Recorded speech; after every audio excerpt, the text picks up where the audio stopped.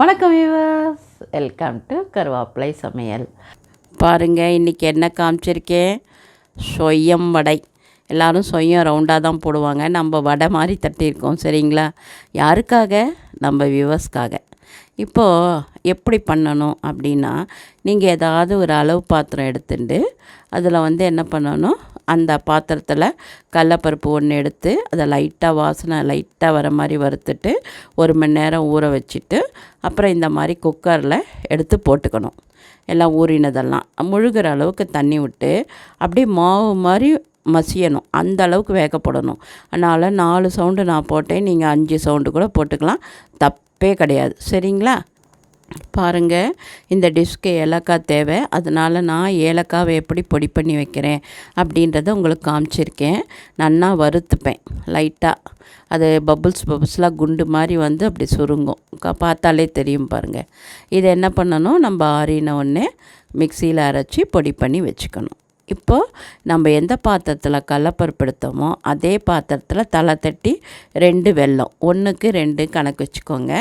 அந்த அளவுக்கு வெல்லம் எடுத்தால் போகிறோம். வெல்லம் எடுத்துட்டு முழுகிறதுக்கு தண்ணி நம்ம எந்த பாத்திரத்தில் கடலப்பருப்பு எடுத்தோமோ அதில் 1/4 இல்லை பாதி விட்டுக்கலாம். கரையிற அளவுக்கு தண்ணி விட்டால் போகிறோம். சரிங்களா? இப்போது நான் எப்படி பருப்பு வெந்திருக்குன்னு உங்களுக்கு காமிக்கிறேன். 4 சவுண்டு போட்டேன். எப்படி வந்திருக்கு பார்த்தீங்களா? அப்படியே மாவு மாதிரி அந்த மாதிரி வேகணும். சப்போஸ் உங்களுக்கு 4 சவுண்டில் வேகலைன்னா கூட திருப்பியும் 2 சவுண்டு வச்சு நல்லா மாவு மாதிரி வேகிற மாதிரி எடுத்துக்கோங்க. அதுக்கப்புறமா ஒரு மிக்சி பாத்திரத்துக்கு ட்ரான்ஸ்ஃபர் பண்ணிவிட்டு ஆறின உடனே நல்லா வெழுமூணு அரைச்சிக்கோங்க. நடுவில் 1 2 அப்படியே நறுக்குன்னு வரும். இருக்கட்டும் அது. சரிங்களா? ஒரு 2 சுற்றினாலே மாவு மாதிரி வந்துடும். அப்புறம் இப்போது வெல்லம் கரைஞ்சிடுத்தா அதை வடிகட்டிக்கிறோமா, வடிகட்டி எடுத்துக்கிறோமா. அதுக்கப்புறம் நம்ம நெக்ஸ்ட்டு ப்ராசஸ் போகணும். வடிகட்டியாச்சு, அந்த பாத்திரத்தை அலம்பி கொண்டுட்டு திருப்பி அந்த வடிகட்டின தண்ணி அதில் ஊற்றி இப்போ நம்ம ரெடி பண்ண போகிறோம். சரிங்களா? இப்போ என்ன பண்ண போகிறோம், அந்த வெள்ளை கரைசலை நம்ம அந்த பாண்டியில் சேர்த்துறோம், வடிகட்டினதை. அதுக்கப்புறமா இதுக்கு தேங்காய் வேணும். ஒரு முடி, அரை முடி தேங்காய் துருவி வச்சுக்கோங்க. அரை மூடி தேங்காய் துருவி வச்சுட்டதை இந்த வெள்ளத்தில் சேர்த்துருங்க. அதுக்கப்புறம் வாசனை வேணும் இல்லையா?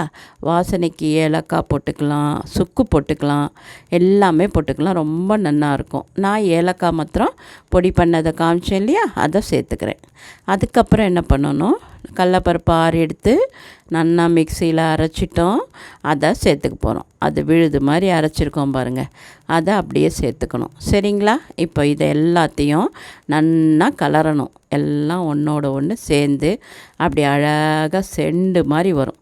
அப்போ தான் எடுக்கணும். இப்போ நம்ம எல்லாத்தையும் போட்டாச்சு. தண்ணி ஊற்றக்கூடாது. பருப்பை மிக்சி பாத்திரத்தை அலம்பி தண்ணியை கொட்டக்கூடாது, வழித்து போடணும். அவ்வளோதான். அதுக்கப்புறம் என்ன பண்ணணும், இந்த மாதிரி கலரணும். அடாடா, இன்றைக்கி என்ன திடீர்னு சுயம் பண்ணுறாளே அப்படின்னு நீங்கள் எதிர்ப்பு கேட்குறது என் காதில் விழுறது. ஒரு குழந்த ரொம்ப நாளாக கேட்டுன்னு இருக்கா. எத்தனை வாட்டி நான் மறந்து போயிட்டேன். அதனால தான் பண்ணியிருக்கேன். கொஞ்சமாக நெய் சேர்த்துருக்கேன். ஏன்னா அது ஒட்டாமல் செண்டு மாதிரி வரும். அதுக்காக தான்.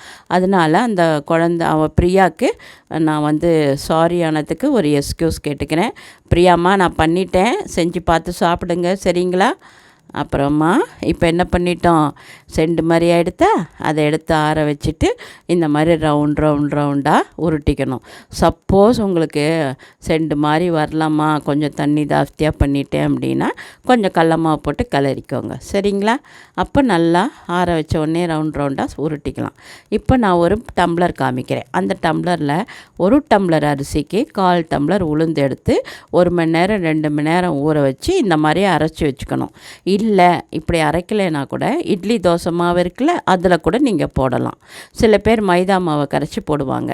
ஆனால் நான் இப்படி தான் பண்ணுவேன். அதனால் உங்களுக்கு சொல்கிறேன்.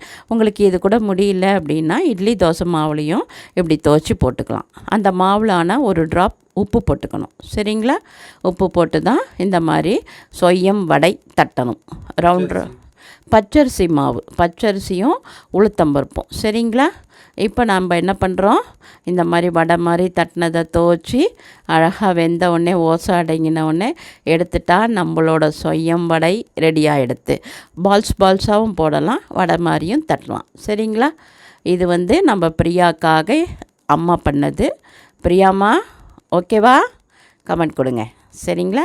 எல்லாரும் பார்த்துட்டு சப்ஸ்கிரைப் போடுங்க, லைக் போடுங்க, ஷேர் பண்ணுங்கள், கமெண்ட் கொடுக்க மறக்காதீங்க. ஆரோக்கியமாக சாப்பிடுவோம், ஆரோக்கியமாக இருப்போம். நன்றி, வாழ்த்துக்கள்.